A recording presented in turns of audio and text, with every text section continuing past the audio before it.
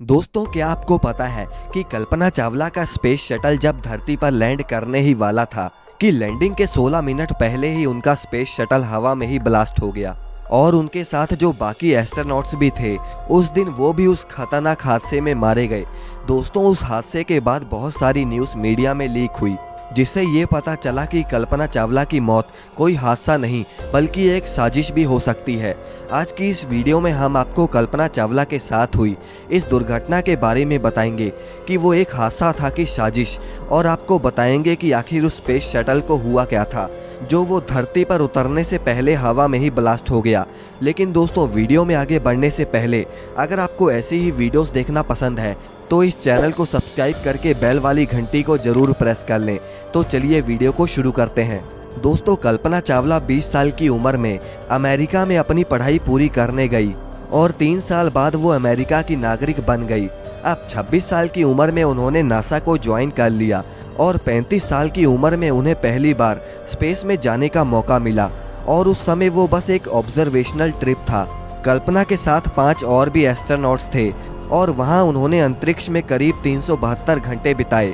उस समय उनका काम था स्पेस में एक्सपेरिमेंट करना और एक सैटेलाइट स्पार्टन 201 को उन्हें स्पेस में लॉन्च भी करना था। अब इस काम की जिम्मेदारी कल्पना चावला को ही दी गई थी। अब ये मिशन तो सफल रहा, लेकिन इस काम को लेकर बहुत सारी कंट्रोवर्सीज हुई।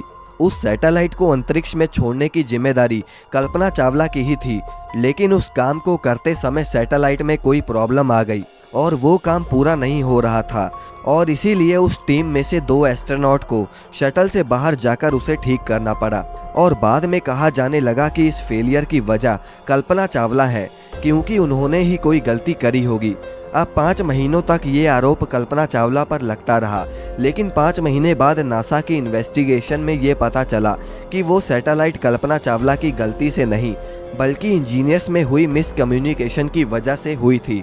अब ये समय कल्पना चावला के लिए काफ़ी मुश्किल रहा, लेकिन फाइनली कल्पना चावला को बेगुनाह साबित कर दिया गया। अब कल्पना को दूसरी बार स्पेस में भेजने की तैयारी शुरू करी गई, लेकिन स्पेस शटल में करीब 18 बार खराबी आई और स्पेस में जाने की तारीख आगे से आगे बढ़ती रही। अब इस मिशन का नाम था स्पेस शटल कोलंबिया STS-101 और कल्पना चावला सन 2003 में स्पेस के लिए उड़ान भरती हैं। अब उनके साथ इस मिशन में 6 लोग और भी थे। वहाँ सब कुछ ठीक रहा और उसके करीब 16 दिन बाद वो अपना मिशन पूरा करके वापस आ ही रही थी और टीवी पर भी उस दिन सिर्फ यही न्यूज़ चल रही थी। लेकिन अचानक से ये सारी खुशी एक मातम में बदल गई। स्पेस शटल धरती पर लैंड होने से 16 मिनट पहले ही क्रैश हो गया।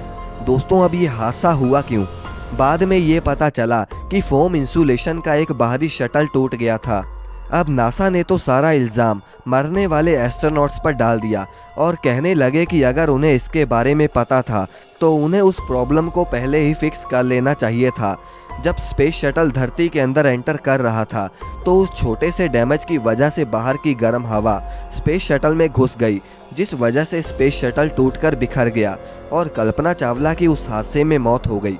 कोलंबिया हादसे से पहले ही मीडिया रिपोर्ट्स के मुताबिक पहले ही पता चल गया था कि ये स्पेस शटल ज़मीन पर नहीं उतरेगा और कोई भी एस्ट्रोनॉट नहीं बच पाएगा, लेकिन फिर भी नासा ने एस्ट्रोनॉट्स को कोई जानकारी नहीं दी।